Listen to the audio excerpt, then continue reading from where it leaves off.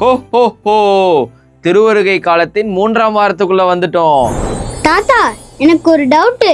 என் friends எல்லாமே அழகழகா வைக்கிறாங்க, நம்ம மட்டும் சிம்பிளா வைக்கிறோமே, அது குடதேசிக்கு எப்படி தாத்தா பிடிக்கும்? அதனால தான் நான் ரொம்ப யோசிச்சுட்டே இருக்கேன். இவன் மட்டும் எப்படி தாத்தா இந்த மாதிரிலாம் யோசிக்கிறான்? சரி கிறிஸ், நான் உனக்கு சொல்லித்தரேன். இன்னைக்கு உங்களுக்கு என்ன கொண்டு வந்திருக்கேன் தெரியுமா? இத பார்த்தா உங்களுக்கு என்ன ஞாபகம் வருது? இடையர்கள் கையில இருக்கிற கோல், திருத்தந்தி வச்சிருக்க செங்கோல். ரெண்டுமே கரெக்ட் தான். இடையர்கள் கையில இருக்க கோல் பார்க்க எப்படி இருக்கும்? சிம்பிளா இருக்கும் தாத்தா. ஆனா இது எவ்வளவு பயனுள்ள கருவி தெரியுமா? ஆடுகளை சரியான பாதையில் நடத்த இது உதவுது. ஆடு வழி தவறி போனா ஆயன் இதை வச்சு திரும்ப இழுத்துக்குவாரு. என்ன ஜான் சிரிக்கிற? தாத்தா, கிறிஸ் ஏதாவது சேட்டை பண்ணும்போது அம்மா கோல் எடுக்கட்டுமான்னு கேட்பாங்க. திருத்தந்தையோட கோல் ஆயனோட கோலை போலவே இருக்கும். இதை பாருங்க, நீட்டா மேலே போய் பின்ன கீழே வளைஞ்சு நிற்கிது. இது எதை குறிக்குது தெரியுமா? நம்ம என்னதான் உயரத்துக்கு போனாலும் நம்ம தொடங்கின எளிமையான தொடக்கத்தை மறக்கக்கூடாது.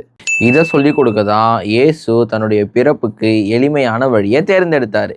எளிமையான வாழ்க்கையை வாழ்ந்த ஆட்டு இடையர்களுக்கு தான் இயேசுவை பார்க்கறதுக்கான வாய்ப்பு கிடைச்சது. மாட்டு தொழுவத்தில் பிறந்ததுனாலையும் மாதாவும் யோசேப்பும் எளிய வாழ்க்கையை வாழ்ந்ததுனாலையும் இயேசுவுக்கும் எளிமையான வாழ்க்கை தான் பிடிக்கும். அதனால நீ கவலைப்படாத. எதுலலாம் எளிமையா இருக்கணும் தாத்தா? உணவும் உடையும் நமக்கு இருந்தாலே அவற்றில் நாம் மனநிறைவு அடைவோம்னு இறைவசனம் சொல்லுது. அதனால எல்லாவற்றிலும் ஆடம்பரத்தை தவிர்த்து எளிமையை கடைபிடிப்போம். உண்ணுகிற உணவு, உடுத்துகிற உடை, பயன்படுத்துகிற பொருட்கள் எல்லாத்துலேயும் எளிமையை கடைபிடிப்போம். ஆடம்பரங்களை நம்ம அதிகமாக விரும்பும்போது இயற்கையின் கொடைகளை அதிகமாக பயன்படுத்தி அவற்றிற்கு சீரழிவு ஏற்படுத்துகிறோம்.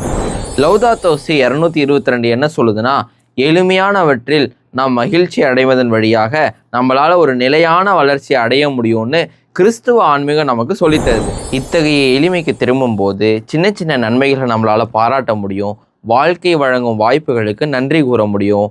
நம்மிடம் இருக்கும் பொருட்கள் மீது ஆன்மீக ரீதியாக ஒரு பற்று இல்லாமையும் நம்மிடம் இல்லாத பொருட்களுக்கு நம்ம கவலைப்படாமையும் வாழ முடியும். இன்னைக்கான டாஸ்க், இந்த கேண்டி கேனில் எளிமையான கருவியா என்னை மாற்றும் இயேசுவேன்னு எழுதி நாளைக்கு இந்த ட்ரீல மாட்டுங்க. இன்னைக்கான ஈகோ டாஸ்க், கொஞ்சம் கஷ்டமாக இருந்தாலும் இந்த வருஷ கிறிஸ்மஸை ஆடம்பரமாக கொண்டாடாமல் எளிமையாக கொண்டாடுங்க. பிரம்மாண்டமாக யோசிக்காமல் கொஞ்சம் பக்திமானா யோசிங்க. ஹா ஹா ஹா ஹா.